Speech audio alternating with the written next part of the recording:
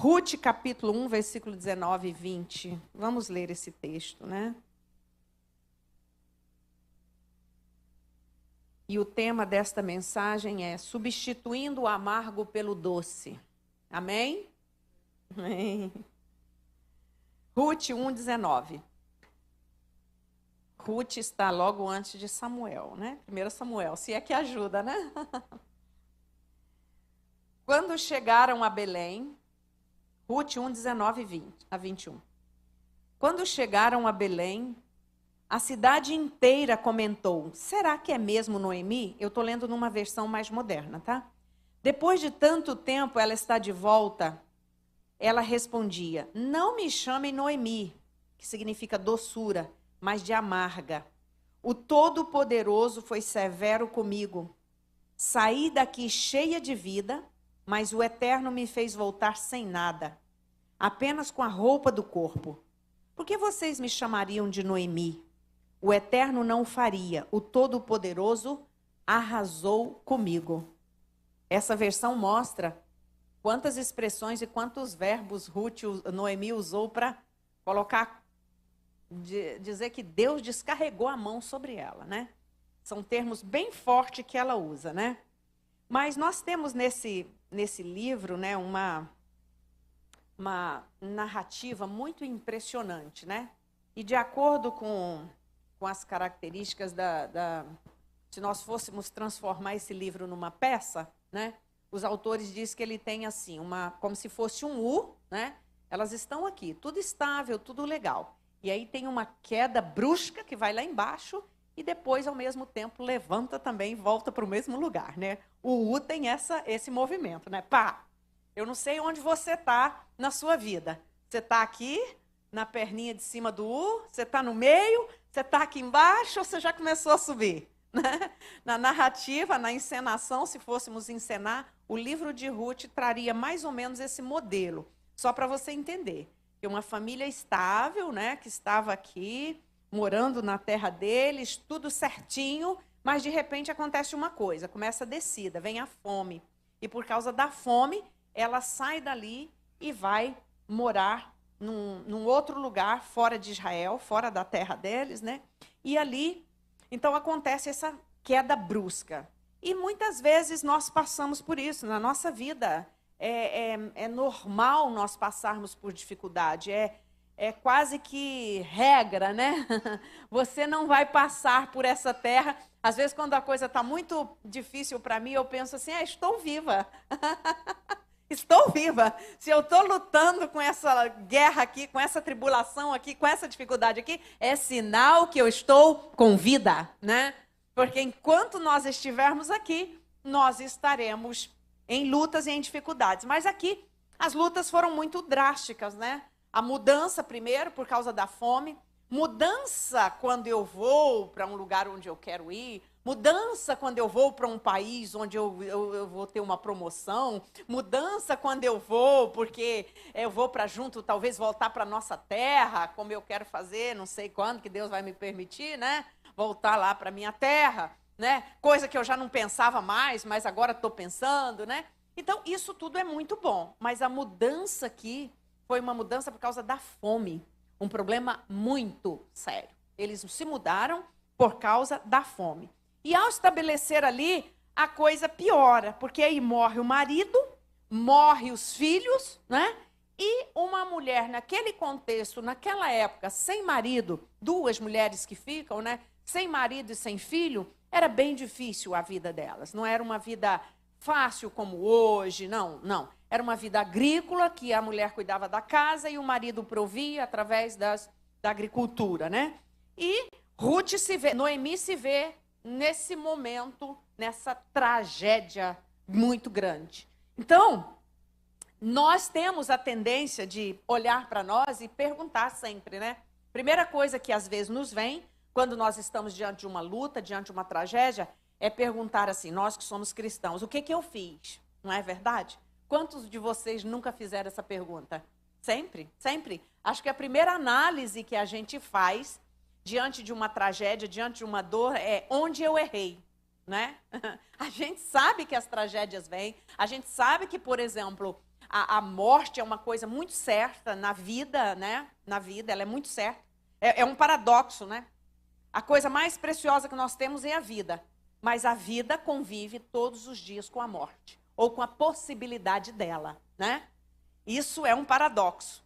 Mas para nós que cremos na vida eterna, para nós que temos esperança, nós não ficamos pensando na morte todo dia, né? Nós não ficamos ali pensando que qualquer hora eu posso morrer. Não, eu sei que posso, mas isso não me leva a pensar toda hora. Porque eu vivo na terra pensando na eternidade. E eu vivo na terra em função de uma esperança que eu tenho para a eternidade e pela eternidade. Então isso me dá uma outra perspectiva de vida e também de não ter medo da morte. Isso é muito importante, né? Então essas perdas aqui foram perdas drásticas, perdas terríveis, perdas difíceis que aconteceu na vida dessa mulher, né? De uma mulher. E aí ela se viu mais sozinha, porque naquele contexto, o que acontecia? Bom, antes disso, vamos falar sobre Noemi ter atribuído a Deus a sua tristeza e a sua amargura, né?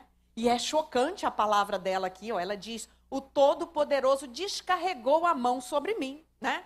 E muitas vezes, quando você vai aconselhar alguém que está com uma tribulação ou com uma perda muito grande, isso me faz lembrar de uma pessoa que há uns 20 anos atrás eu fui visitá-la, ela tinha acabado de perder um filho, e ela disse assim, chorando para mim, pastora, eu não entendo o Salmo 23, que diz que o Senhor estaria comigo no vale da sombra da morte. Eu dizia, ele está. A morte, quem passou por ela foi seu filho, e você está no vale. O vale da sombra da morte é o perigo da morte, é a constatação da morte de alguém, é a retirada, como aqui Noemi sofreu. Tudo isso é vale de sombra de morte. É lugar que tem perigo, ou tem muita tristeza, ou tem muita dor. Então o Senhor passa com você, né?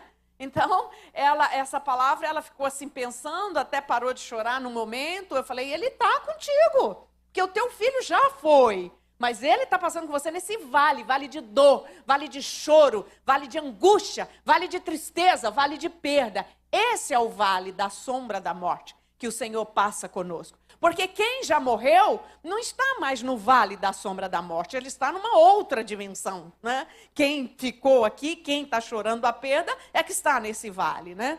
Então, Noemi, ela atribuiu a Deus a sua tristeza. E não tem só Noemi na Bíblia. Você vai ver uma pessoa que disse assim, nu eu vim e nu eu saí do ventre da minha mãe, nu eu tornarei para lá. Bendito seja o nome do Senhor. Isso no primeiro momento em que ele perde tudo. Mas nós não sabemos, a Bíblia não diz quanto tempo Jó passou naquela tribulação. E aí você vai ver Jó amaldiçoando, dizendo que ele seria melhor que um aborto, o dia que ele nasceu seria melhor se fosse um aborto. Ele vai atribuir, ele vai falar que Deus descarregou também a mão sobre ele. Ele vai falar um monte de coisa, porque ele estava nessa angústia, nessa tristeza, né? Elias, você vai encontrar vários personagens bíblicos atribuindo a Deus a sua dor, a sua tristeza, a sua depressão. E Noemi chega a ponto de dizer assim, olha, meu nome é Noemi, que significa doçura ou doce. Ela diz, não me chame amarga, porque plena eu parti daqui, quando eu saí daqui, e voltei sem nada. Voltei só com a roupa do corpo. Eu voltei muito triste, vazia, cheia eu parti, porém vazia o Senhor me fez tornar. Veja que ela atribui a Deus todo o seu infortúnio, né? Pois o Senhor testifica contra mim, o Todo-Poderoso tem me afligido tanto. E aí eu pergunto, né? E é a pergunta, que é uma pergunta até filosófica, né? Por que Deus, um Deus tão poderoso, não nos livra do sofrimento? Você já fez essa pergunta? Acho que todos nós já fizemos, né, pastor? Todos nós. Por que um Deus tão grande? Por que um Deus tão poderoso? Por que um Deus que tem autoridade sobre a vida e sobre a morte não nos livra do sofrimento?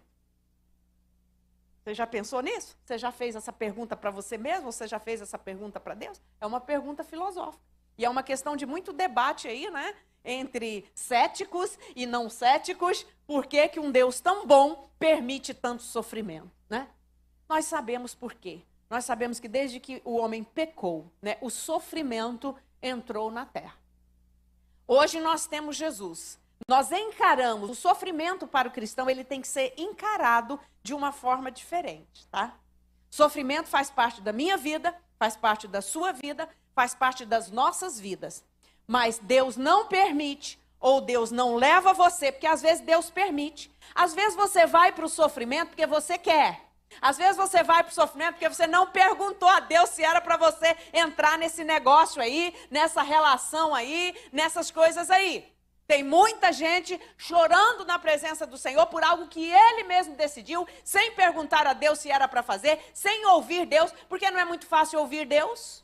Nós temos pressa quando queremos decidir, nós temos pressa, e muitas vezes nós não esperamos ouvir realmente Deus dizer para nós, vá ou não vá, faça ou não faça. E muitas vezes choramos depois. Mas mesmo nesse momento que você decide por você, que você chora, saiba que Deus vai te ouvir, principalmente se você chorar arrependido. Ele não vai te abandonar nessa hora, não. Ele deixou para que você tenha experiência e numa próxima oportunidade você aprenda a ouvir Deus, você aprenda a orar mais, você aprenda a perguntar mais, você aprenda a esperar mais para ver se é a vontade de Deus ou não.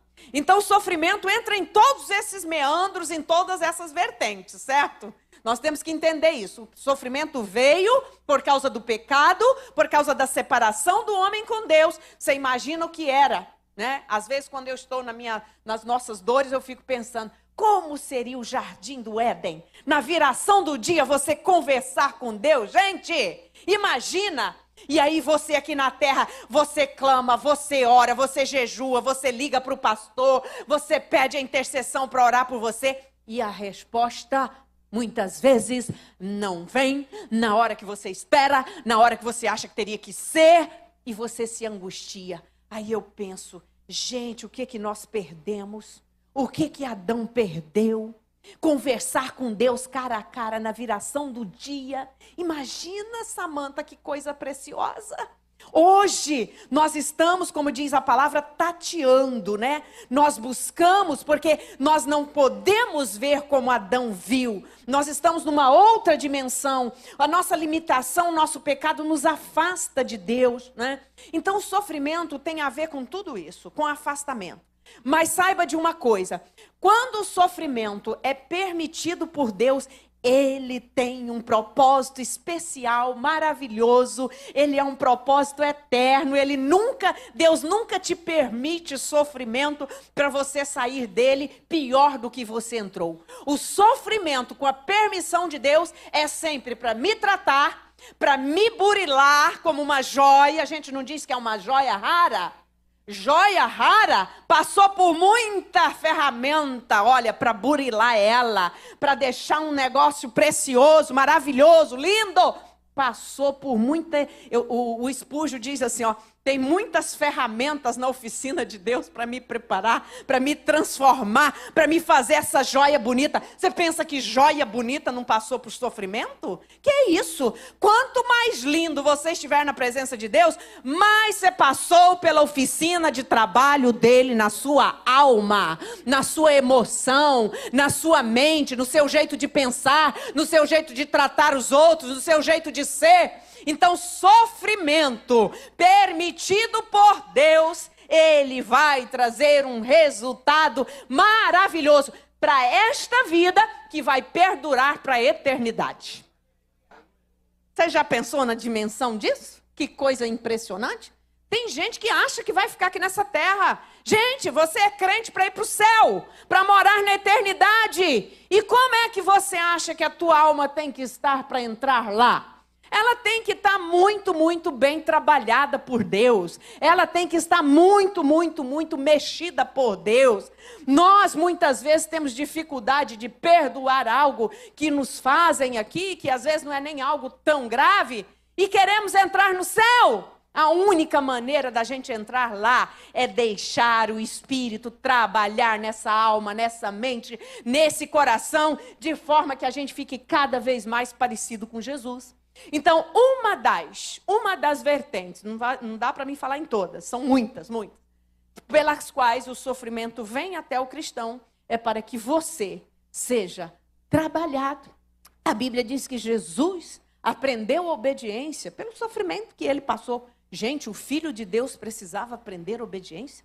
Ele deixou tudo, toda a sua glória. Mas como homem, sim, ele precisava entender. E hoje ele entende, eu e você, quando nós temos também dificuldade de obedecer e quando nós precisamos obedecer. O Espírito Santo é que nos convence. Ninguém obedece a Deus, ninguém segue as leis de Deus, se não for por um profundo toque do Espírito Santo, da graça de Deus no seu coração. Senão você vai se tornar um religioso, cheio de teologia, mas não tem transformação de vida, não tem transformação de caráter, não tem transformação de mente, não tem transformação nas suas emoções. Não, não. O que o Espírito faz em nós é isso. A essência do cristianismo, a essência do evangelho é te tornar cada dia mais parecido com Jesus.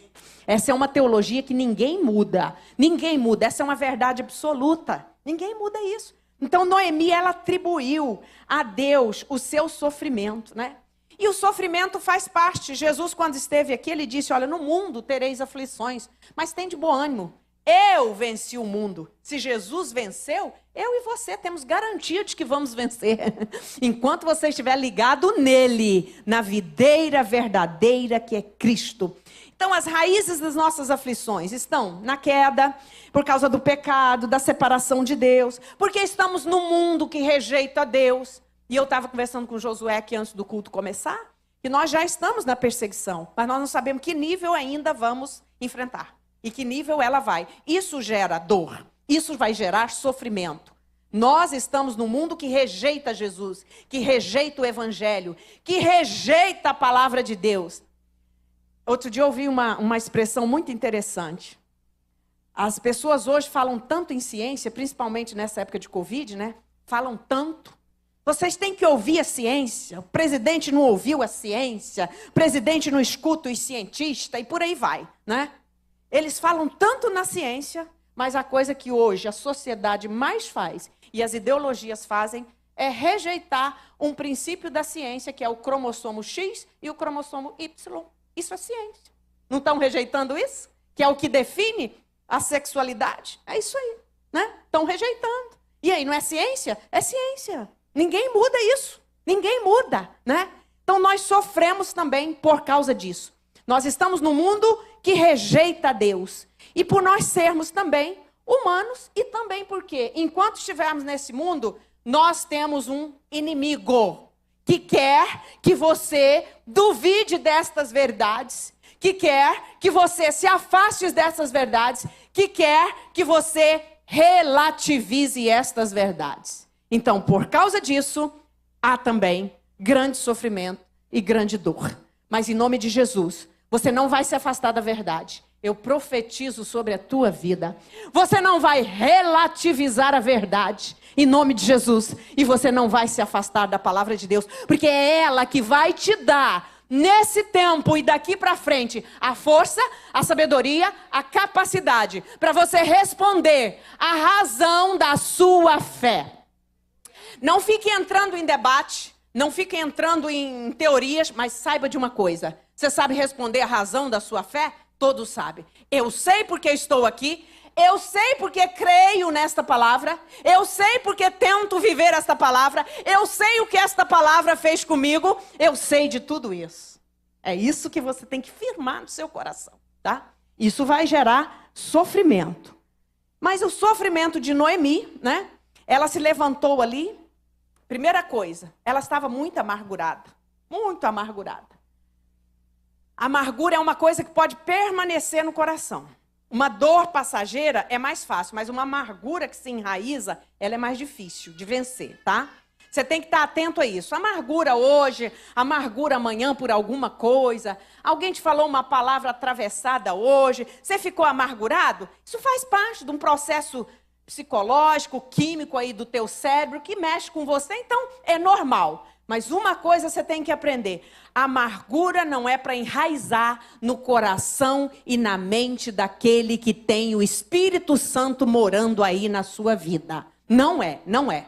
Então a Noemi, com tudo aquilo ali, ela fez uma coisa muito importante. Depois que ela perdeu tudo, depois que ela falou que Deus tinha arrasado com ela, ela chamou as suas noras e disse assim, olha, Eu não tenho mais filho para casar com vocês, porque elas estavam dentro da lei do levirato. Quando o irmão morria, eles casavam com a viúva para suscitar descendência naquela família, né? Eu não tenho mais filhos, os 2 morreram.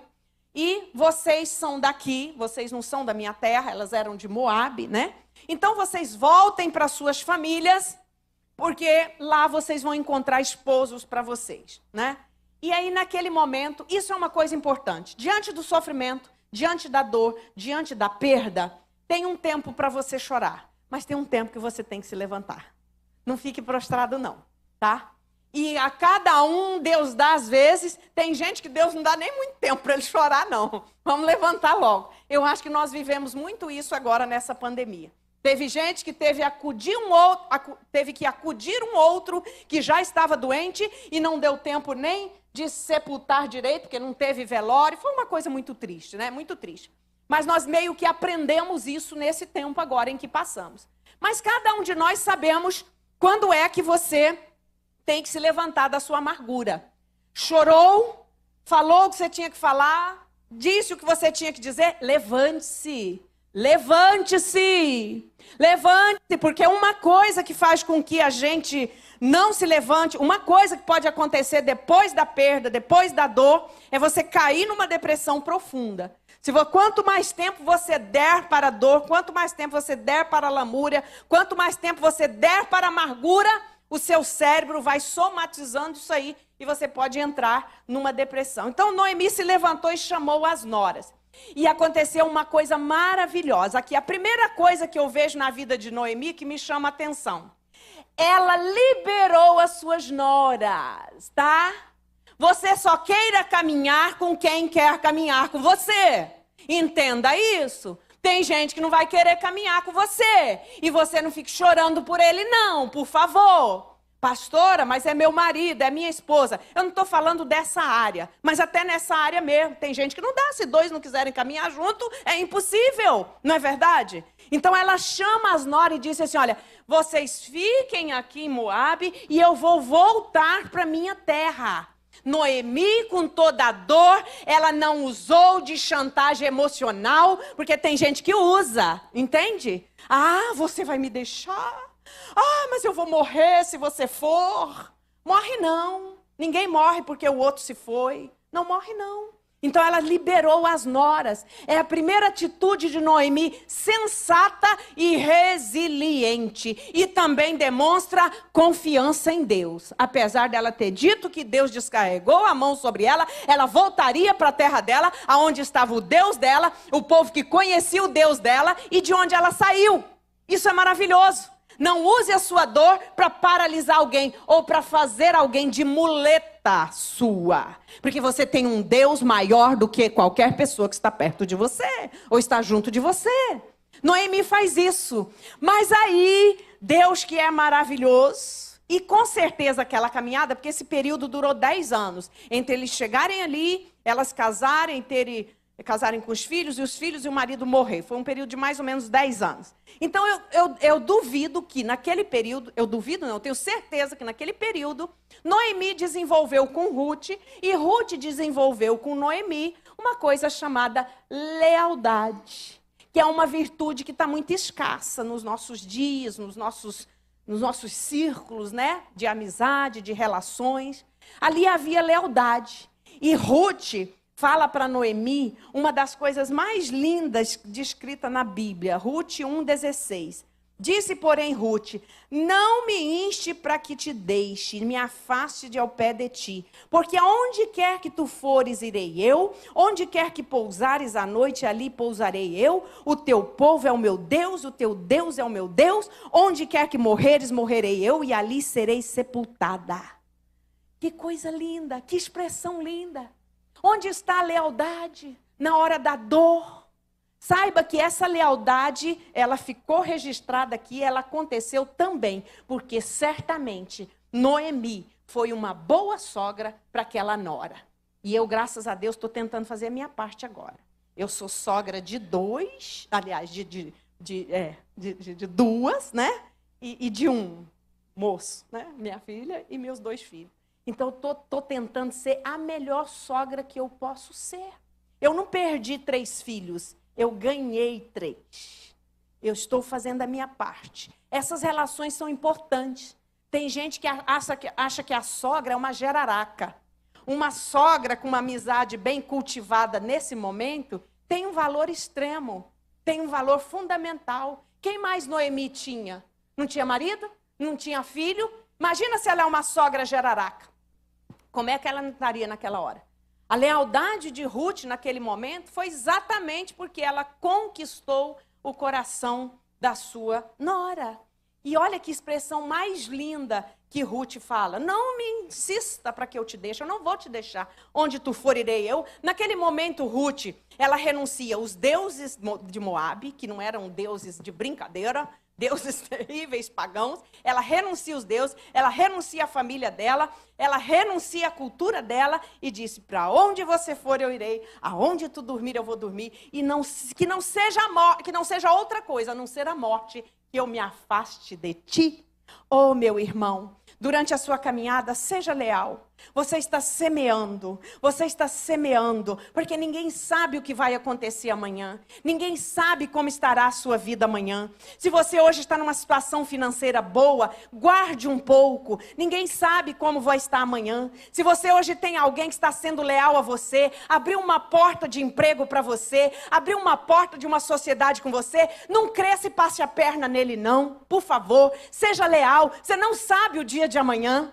A lealdade é plantada agora, mas você só colhe lá na frente. E essa lição de Ruth e de Noemi mostra isso para nós, né? E esse apego de Ruth a Noemi, ele parte exatamente na hora que Noemi libera. Porque toda relação saudável, ela precisa ser uma via de mão dupla.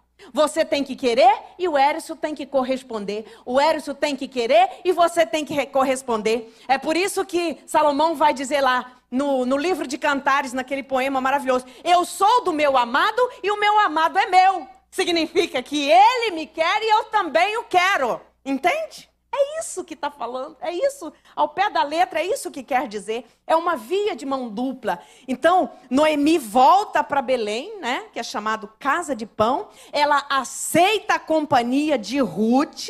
Ela não diz... E aí, outra coisa importante. Porque tem pessoa que tem aquele que quer ficar com você, né?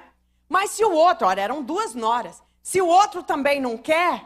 A órfã não quis ficar comigo? Deixa a órfã ir. Tem a Ruth maravilhosa que quer ficar contigo. Despeça a órfã. A órfã. Deixa ela ir. Ela não quis ficar. Ela voltou para os parentes dela. Voltou para os deuses dela. Isso é importante. Isso é muito importante. Porque uma pessoa leal para caminhar contigo vai valer mais do que às vezes 2, 3 ou 4, né? Então, queridos, que atitudes nós temos tido? Que atitude você tem tido diante da amargura? Ou diante de uma perda? Ou depois de uma perda? Qual é a sua atitude? Não é fácil perder. Não é fácil. Ninguém gosta de perder. É bom ganhar. E, se possível, ganhar sempre. Nossa mente é preparada para isso. Nosso cérebro não tem dificuldade nenhuma para aceitar ganhar e ganhar sempre, né? Sabe aquele time que vai ganhando, né? Tem aquele outro que vai perdendo também, né? Então, não é perder sempre. Você não vai perder sempre. Mas nós vamos perder. E a perda dói. A perda é difícil. A perda não é fácil. Cada um tem um tempo de recuperação. É doloroso. Mas saiba de uma coisa. O Deus que te conhece, Ele é capaz de suprir você desta perda que você está sofrendo ou que você sofreu. Colocando pessoas que vai ajudar você no início dessa caminhada. E Ruth permaneceu a vida toda na vida de Noemi, né? Elas não se separaram mais e a bênção foi completa. Então, que atitude nós temos que ter diante da amargura, diante da perda? Temos o outro, pastor Jorge pregou sobre ela aqui no primeiro dia, sobre Ana, né? Ana chorou, Ana clamou, Ana se lamentou, né? Foi chamada de bêbada. Pensa o que é isso. Diante de uma dor tão grande, você ainda ser chamada de bêbada pelo sacerdote. Aí a dor triplica. Se for por qualquer um, ok. Mas pelo sacerdote, a dor triplica. Mas Ana venceu tudo isso e disse: não, meu Senhor, eu sou uma mulher amargurada de alma. Eu estou aqui pedindo a Deus um filho, um varão. E outra coisa, peça ao Senhor, pode pedir. Ele é um Deus doador, mas não esqueça de dar a parte que você prometeu. Ana fez isso. Ela voltou para devolver o voto dela ao Senhor.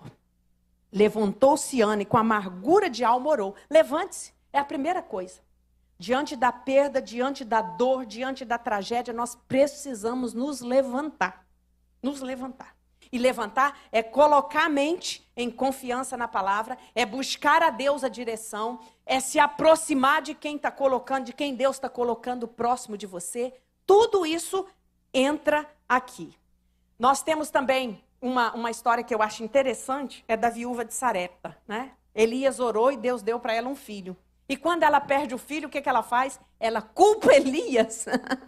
Por que você veio me atormentar? Eu não tinha te pedido nada, né? Olha só o que a amargura faz, o que a dor faz. Você veio aqui, então disse ela a Elias, que eu fiz, um homem de Deus? Vieste a mim para trazeres à memória a minha iniquidade e matares o meu filho. Olha só, olha uma acusação, né? Isso é a perda, isso é a amargura, isso é a dor. O ser humano, na hora da dor, ele muitas vezes, fica incapacitado de raciocinar a resposta correta, como vai agir, né? Mas aí Elias ora e Deus traz a vida novamente, né? Outra tragédia, outra matança terrível, né? Que uma mulher se levantou, Esther. Esther se levanta, né? Tudo bem que ela estava ali numa condição de escrava naquele país, mas Deus colocou Esther, né? E Mardoqueu também usa a palavra muito certa, diz para ela, olha, vai entrar na presença do rei. Ela diz, mas eu não posso, eu posso morrer, não sei o quê. Aí Mardoqueu diz assim, ó, quem sabe se para tal conjuntura como esta que tu foste elevada a rainha. E saiba de uma coisa, Esther, que de outra parte virá livramento para os judeus. Certo? Se você não quiser entrar, Deus vai mandar. Olha a confiança de Mardoqueu. Com uma sentença de morte para todos os judeus, ele diz assim, olha, fique tranquila, se você não quiser entrar, ok, eu sei que Deus vai providenciar, mas já que você é a rainha, quem sabe, e Deus muitas vezes, ele nos eleva só para cumprir um plano e um propósito que estava no coração dele e na mente dele para nós. Você precisa colocar isso no seu coração e se entregar à vontade do Senhor. Na profissão, no que você faz, aonde você está, com as pessoas que você se relaciona, entenda que Deus está sempre procurando esse lugar, o propósito para o qual ele te levantou ali, né? Então, Esther, ela prepara 2 banquetes para evitar uma matança geral do povo judeu, né? Esther é estrategista, muito estrategista, né? Ela primeiro dá um banquete, convida lá o poderoso Amã, o primeiro-ministro, né? E aí, diante de uma possibilidade de morte, Deus, quando coloca você para um propósito, olha só, Esther e o povo judeu estava diante de uma possibilidade de morte.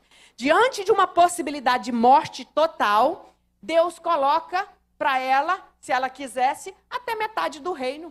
E aqueles reis, quando eles batiam o anel ali, ó, eles cumpriam o que eles falavam. O que é que você quer, rainha Esther? Qual é o teu pedido? Até metade do reino eu te dou. Uau! Esse é o teu Deus, meu irmão, minha irmã.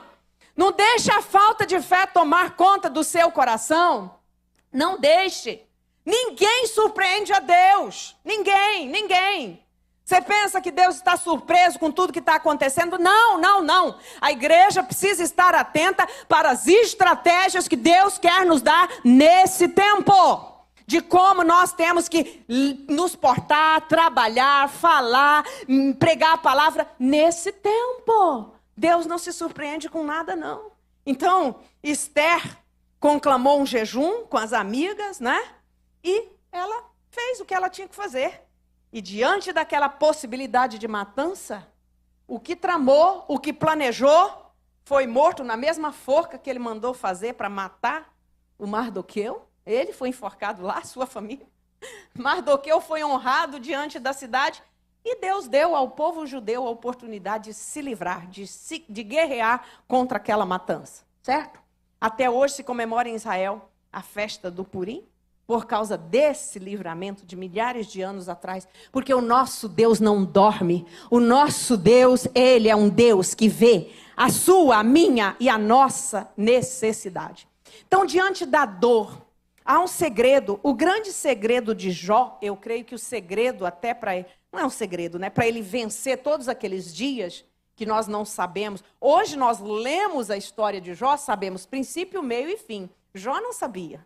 Quando o acusador vai diante daquele trono lá, ele não sabia que ele perdeu filho, bem, casa, saúde, por causa de uma acusação de Satanás. Ele não sabia disso, né? Mas quando Jó, eu penso que a maior surpresa do inimigo é quando, porque ele havia acusado, que Jó adorava a Deus por causa do que Deus havia dado para ele, né? Então, quando Jó perde tudo, ele diz, nu saí do ventre da minha mãe, nu tornarei para lá. O Senhor deu, o Senhor tomou. Bendito seja o nome do Senhor. Eu quero pedir a você que está me ouvindo, se você perdeu algo e ainda não conseguiu fazer esta declaração com sinceridade na presença do Senhor, faça hoje. Faça hoje. Você vai ver uma mudança radical que Deus vai fazer no seu coração. E tem alguns escritores que dizem que esse lugar de Deus escondido no coração de Jó, e de Jó não negar a Deus, é a coisa mais preciosa e é o que mais surpreende o nosso inimigo. Porque Satanás, ele é assim, ele dá com uma mão e ele toma com duas, né? O nosso Deus não. Nosso Deus, ele é sempre doador. E quando ele tira alguma coisa, é porque ele sabe que precisa tirar, não é? Ele sabe. Então, essa expressão tem um poder maravilhoso. E nós temos também, diante da perda, diante da dor, às vezes tem uma amargura patológica, que é aquela que já virou uma determinada doença, né? É aquele ressentimento intenso. Você já ouviu, às vezes, pessoa que ele não suporta ouvir falar em determinada coisa ou no nome de alguém. Isso é patológico, já tomou conta do seu ser. Todos nós nos irritamos, todos nós precisamos elaborar perdão, mas tem uma amargura que aprisiona a pessoa. A amargura patológica, ela aprisiona, né? E a pessoa não tenta reagir nem mudar, culpa as outras pessoas, né? E faz, às vezes, desse infortúnio um troféu. Sabe aquela pessoa que sempre quando você vai dar para ela uma saída ou mostrar para ela um caminho, ela volta na dor dela e diz assim, não, mas eu não posso sair por causa disso aqui. Isso aqui, não adianta. Não, mas não adianta. Aí você dá uma saída, você dá outra, você aconselha, você fala a palavra, você ora para ela. Aí no outro dia você pergunta, não, mas não adianta, eu estou no mesmo lugar. Deixa eu dizer algo para você. Nem Deus te tira daí, sabe por quê? Deus quer que você se levante, mesmo diante da dor. Ele precisa ver essa atitude. Isso é incrível. Isso é incrível. Deus não arromba, o Espírito Santo não arromba o coração de ninguém. Ele fala, ele anuncia, ele mostra para você o caminho, mas nós precisamos tomar uma posição.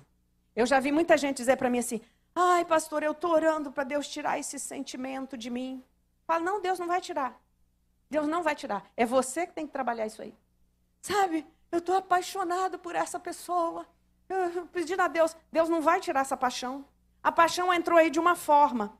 Você viu, você desejou, você traiu seu cônjuge, você fez um monte de coisa e foi dando vazão a essa paixão. Então ela tomou conta de você. Do mesmo jeito que você deixou ela tomar conta de você, você tem que começar a esvaziar-se dela. Paixão vai embora sim. Fecha as fontes que alimenta. Droga vai embora sim. Fecha as fontes que alimenta. Pornografia vai embora sim. Fecha as fontes que alimenta. Porque o nosso ser, o nosso corpo, o nosso cérebro, a nossa mente tem esse potencial de absorver, de segurar, de agregar coisas, tanto boas quanto ruins. Então a amargura é um sinal de que a amargura enraizada é um sinal de que você se privou da graça de Deus. Porque é a graça de Deus que faz com que eu limpe o meu coração de rancores, de amargura patológica, ira demorada. Uma ira que não é tirada, Você sabe o que aconteceu? O que fez Caim matar Abel? Ira. Isso está no primeiro capítulo do meu livro, eu falo sobre isso, tragédia anunciada. E quando Deus chama ele, o diálogo de Deus com Caim, você vai ver isso. Por que descaiu o teu semblante? Por que estás tão irado? O mal está aí, ó, na porta do teu coração, mas a ti cumpre dominá-lo. Ainda que Caim dissesse assim, Deus tira esse ódio do meu coração, essa ira, essa vontade de matar Abel. Deus não iria tirar. Porque Deus disse, é você que provocou isso, você que fez. Tira, a ti cumpre dominá-lo. Essas reações, essas sensações, a nós. Pastora, mas Caim estava lá na lei. Não. O Deus da graça que foi lá falar com ele, mostrou a mesma coisa que mostra hoje. É pela graça. Quando eu me abro para a graça de Deus, a raiz de amargura não fica no meu coração. E quando eu tenho a graça de Deus, eu elimino uma raiz de amargura, começando com perdão. E como é que você começa? Eu não estou sentindo de perdoar. Tu nunca vai sentir de perdoar. Eu já disse isso para vocês. Lamento te dizer. Tu nunca vai sentir de perdoar alguém. Teu cérebro, tua mente não está preparado para isso.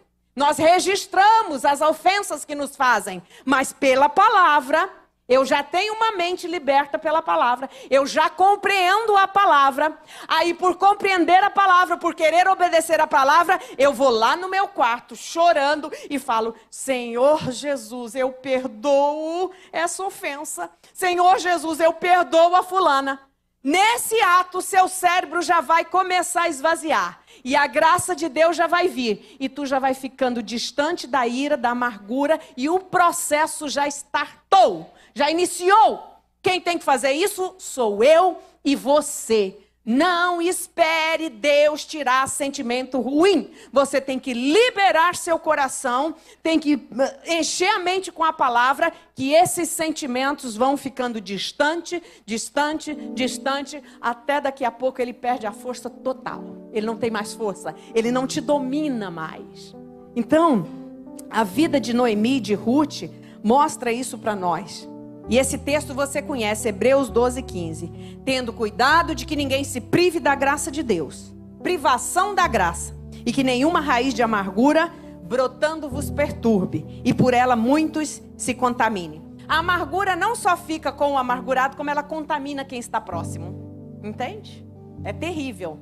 A pessoa que lida muito tempo com uma pessoa depressiva, ou com uma pessoa que só reclama, com uma pessoa que não tem uma palavra de bênção, ela vai de alguma forma assimilando a amargura, não é?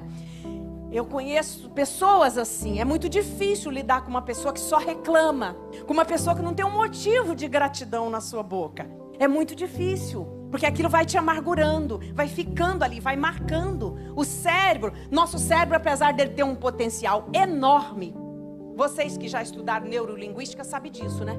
Ele é meio burro para algumas coisas. Por exemplo, se você acorda porque está cansado, você fala assim, ai meu Deus, que preguiça hoje. Você já mandou uma mensagem negativa para o cérebro. Mas se você acorda com preguiça, sonolenta, quase que caindo da cama, porque tem gente que acorda assim, né? Para acordar ele tem que cair primeiro. Diferente de mim, eu já acordo com o olho aberto. Então eu nunca reclamo de acordar. Porque eu sou assim, né? Eu sou matutina. Eu acordo 5:30 da manhã assim, já estou alerta, né?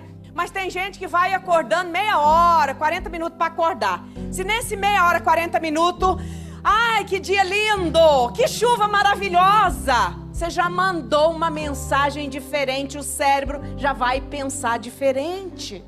Isso é neurológico. A neurolinguística mostra isso. Quando você fala sobre algo, por isso que a Bíblia vai dizer para nós, tudo que é puro, tudo que é verdadeiro, tudo que é honesto, tudo que é de boa fama, seja isso que ocupe o vosso pensamento.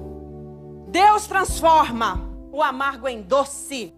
Noemi disse, olha, não me chame Noemi, me chame Mara, porque eu estou amarga, né? Ele tocou o coração de Ruth. Ele usou Boaz para ser o resgatador, um parente próximo que ele estava ali, não é, em Belém. E Noemi tem toda uma estratégia para Ruth. Manda ela ir buscar, catar espigas ali. É outra coisa. Diante das perdas, tem um momento de catar espiga, tá? Não reclama dele não, vai catar espiga. Espiga, tua bênção pode estar lá no meio da eira de Boaz, estava lá. E Boaz, quando viu Ruth, ele perguntou assim, quem é essa? Porque Boaz já tinha ouvido falar da lealdade de Ruth para com Noemi quando elas chegam ali. Ele já tinha ouvido que ela deixou Moabe, deixou o povo dela e acompanhou a sua nora. Então Boaz já sabia que Ruth era uma mulher virtuosa. E aí Noemi tem toda aquela estratégia que não dá tempo de falar aqui para vocês, para que Ruth vá falar com Boaz. Então, o resgatador. Então não despreze. Na tua luta, na tua amargura, na tua perda, não despreze o dia que Deus te mandar catar espiga. Cate uma, glória a Deus por essa, Senhor. Cate outra, obrigada por essa, Jesus. Ruth chegava com o manto dela cheio de cevada, de grãos para Noemi. Era basicamente uma agricultura de grãos. Então Boaz, quando viu Ruth, ele mandou colocar bastante no manto para ela levar, né? E quando Noemi viu aquilo, ela já começou a ver a bênção de Deus. Tem gente que não agradece o momento de catar espiga, mas é lá que pode estar a tua vitória completa, teu resgatador. Então Deus recompensou a lealdade de Ruth, estendendo a bênção para Noemi. Lá no finalzinho do capítulo 4, vocês leiam lá, quando ela dá à luz, né? Quando ela tem um filho. Engraçado que as próprias vizinhas é que ajudam a escolher o nome do filho de Ruth com Boaz, que vem ser o avô de Davi, né? Isso não era comum. Quem escolhia o nome normalmente era a mãe, né? Interessante, mas a alegria era tanta das amigas de Noemi, de ver o que através de Ruth, Boaz, Noemi recebeu, que elas ajudaram a escolher o nome, né? Então, queridas, esse é o nosso Deus, esse é o Deus da recompensa.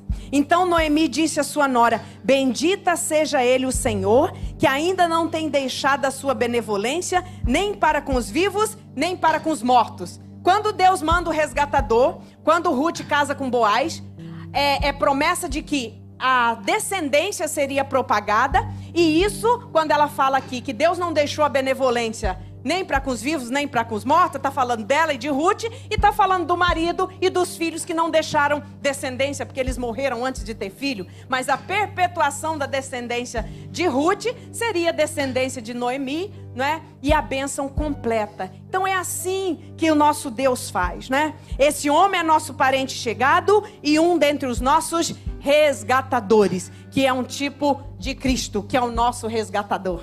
Né? O resgatador, quando ele chega, ele te resgata toda a dor, ele tira toda a tristeza, ele faz você esquecer o passado, ele traz coisas novas, ele te acumula de bênção, ele vai transformando a sua vida. É isso que Jesus faz na nossa vida. Então Boaz teve esse papel nesta família. E Ruth, Noemi, que disse que chegou amarga, ali no final do capítulo você vai ver ela sorrindo. E aqui, olha, bendizendo ao Senhor. No primeiro capítulo ela diz, o Senhor descarregou sobre minha mão. Mas quando Deus mostra para ela o plano, quando Deus mostra para ela o propósito, quando Deus envia o resgatador, ela disse, bendito seja o Senhor, que Ele estendeu a sua benevolência, não só para com os vivos, mas até para com os mortos. E é assim mesmo. A benevolência do Senhor está na terra, está no céu, está além do céu, está em todo lugar. Ele tem controle sobre o paraíso, sobre o inferno, sobre todos os lugares. Esse é o Deus que eu e você servimos. Então, em nome de Jesus, eu queria que você trocasse hoje. Talvez não seja você que está aqui, mas você sabe de alguém que está sofrendo. Troque o amargo pelo doce. Troque. Mas é você mesmo que tem que trocar. É você que tem que levar. Leva aos pés de Jesus toda essa amargura. E diga, Senhor, não quero mais isso. Não quero. Eu sempre digo e repito para vocês.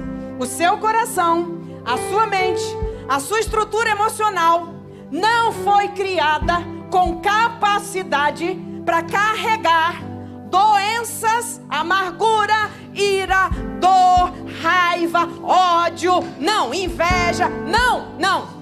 É possível ter tudo isso aí por causa da queda, mas com o teu resgatador é possível você ter uma mente livre, um coração limpo, uma alma pura para honrar ao seu Deus e viver feliz.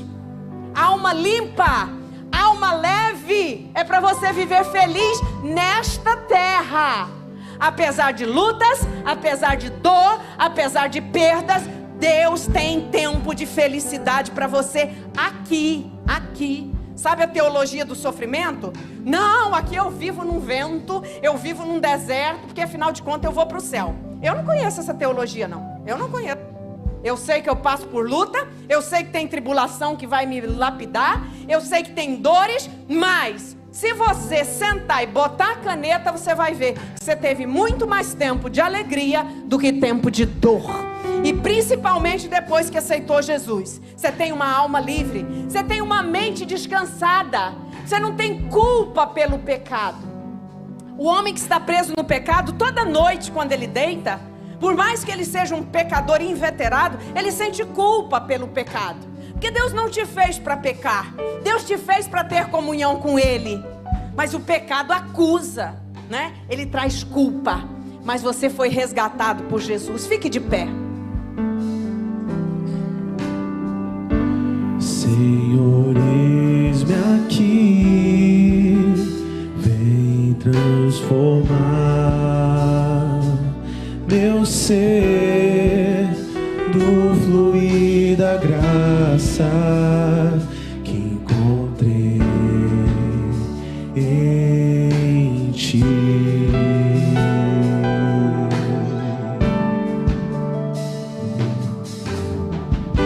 Senhor, descobri que as fraquezas que há em mim podem ser vencidas no poder do teu amor.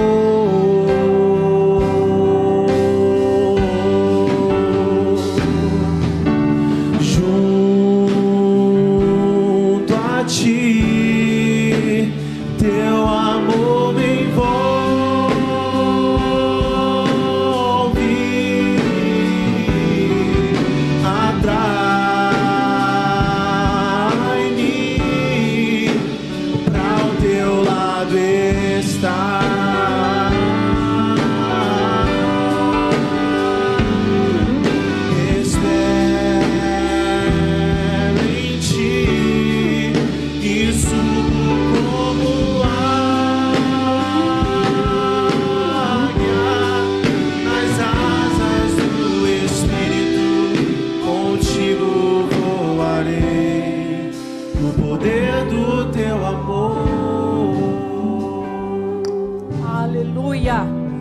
A escolha de Ruth, ela é equivalente à escolha que toda pessoa faz quando aceita Jesus.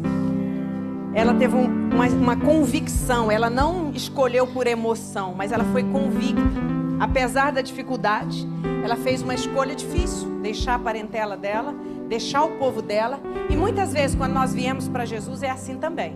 Algumas pessoas te abandonam, algumas pessoas te deixam, né? Uma escolha de um objeto supremo de adoração. Ruth escolheu adorar o Senhor, o Deus de Noemi.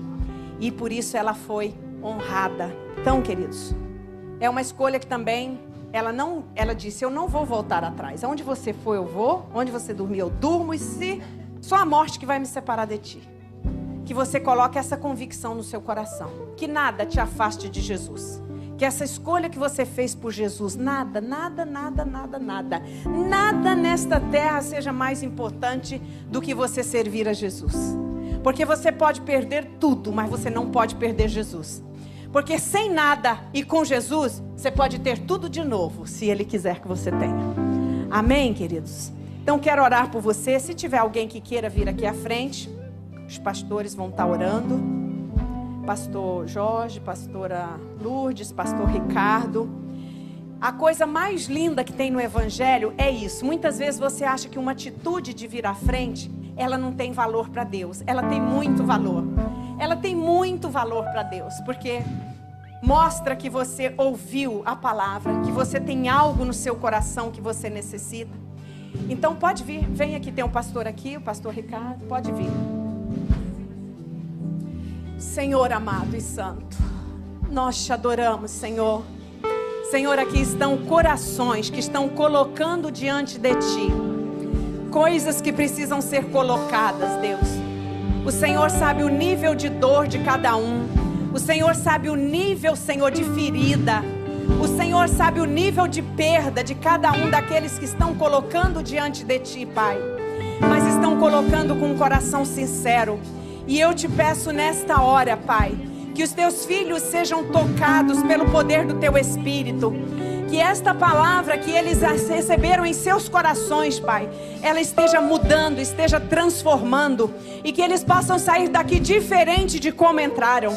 Jesus, porque o Senhor é um Deus que resgata. O Senhor é um Deus que traz aquilo que foi perdido. O Senhor é um Deus que renova a esperança. O Senhor é um Deus que tira a amargura da alma. O Senhor é um Deus que estende a Tua graça maravilhosa sobre aqueles que creem com coração sincero. Tudo aquilo que está sendo colocado agora na Tua presença, Pai. Nós oramos, nós repreendemos em nome de Jesus todos aqueles que precisam liberar perdão, todos aqueles que precisam se levantar, todos aqueles que estão dizendo assim: eu não podia perder, por que que eu perdi? Está doendo, eu estou sofrendo. O Senhor conhece, Pai, e eu sei que o Senhor tem resgate, o Senhor tem coisas novas para fazer, Senhor, em cada vida. E em nome de Jesus nós oramos, Pai. E em nome de Jesus nós liberamos a palavra. Porque a palavra, quando ela é falada, ela traz transformação para as vidas e para os corações. E o Senhor nunca despreza um coração que vem a Ti. Por isso, nesta hora, Senhor, eu oro e abençoo os meus irmãos. Todos aqueles que estão colocando diante de Ti, receba esses corações e que as mentes sejam trocadas pelo Teu poder, Pai, em nome de Jesus. Nós oramos, Deus, e nós abençoamos, Pai, em nome de Jesus. Tudo que eles estão colocando, Pai, em nome de Jesus. Cantarei enquanto